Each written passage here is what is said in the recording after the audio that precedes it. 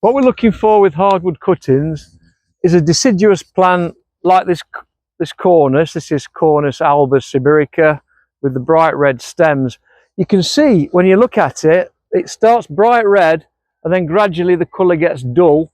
It's the bright red bit we're after, and I'm a big fan of leaving the plant in good condition, so I always cut and leave a node on the plant and then take a piece of material like that, which I'll then dress and make my cuttings using that piece of material like that. So I'm going to gather a few of these and then we're going to go to the potting shed.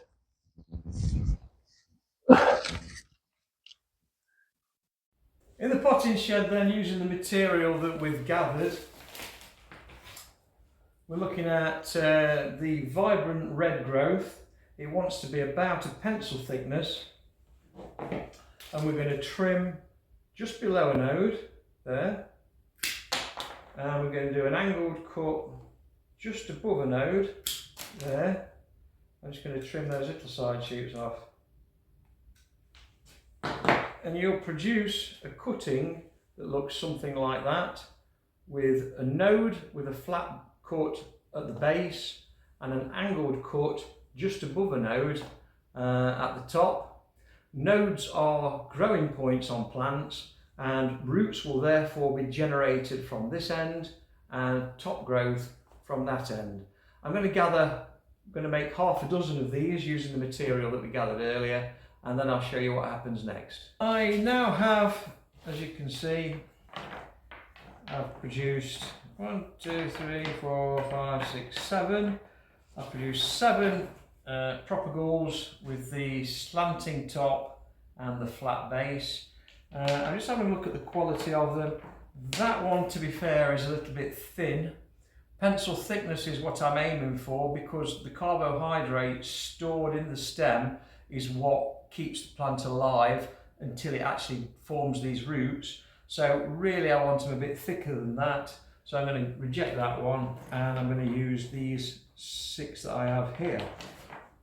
Okay, I like to use quite a long, deep pot. And we use this RHS recommended peat-free compost, which is made of basically pulped wood.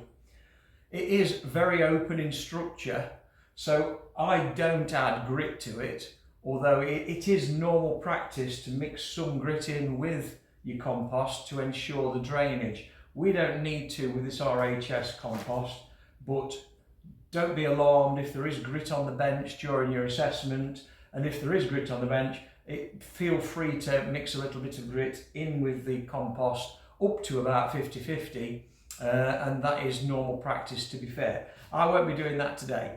So what I'm going to do is I'm going to put some of our quite loose fitting compost. As you can see, this is quite a lumpy compost. It is already quite free draining. And I'm going to not quite fill the plant pot to the top. I'm going to leave it with a good 2 centimetres all the way around. Okay, and then I'm just going to firm that slightly.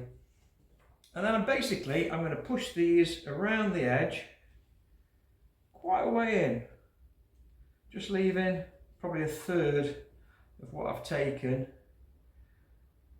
out the top. The angled end enables me to know which way is up and which way is down, which is why I've done it. If you plant them the wrong way around, they actually put top growth into the soil and then come back around like that, and you end up with quite weird looking plants. So having the angle the correct way is quite important, and I am now plunging these about 2/3 into the compost and just leaving a third out. That was a particularly long one, but I've got a good node there, so I did go for that. In a production greenhouse you might go all with the same, try and get them all to the same size, but and that's my basal one there, lovely. Okay, and basically I'll water that, and that's it. They will then, in the Blue Peter type fashion, And I can show you, this is a pot. These were taken from a pot that I've just cracked out, that was done about 6 months ago. And as you can see, they are forming plants that are ready for potting up into their own individual pots, which is a lesson on another video. But it takes about 6 months. Basically, we just stash that somewhere where it's going to get rained, and they will eventually grow into those and form those. Okay. In a field situation, it's not unusual. You might actually do it like vegetables. You might put a furrow in a straight line and actually plant these at 6-inch centres down the furrow as well. That's another way of doing it. But for an RHS assessment, it's most likely going to be around the edge of a plant pot like that.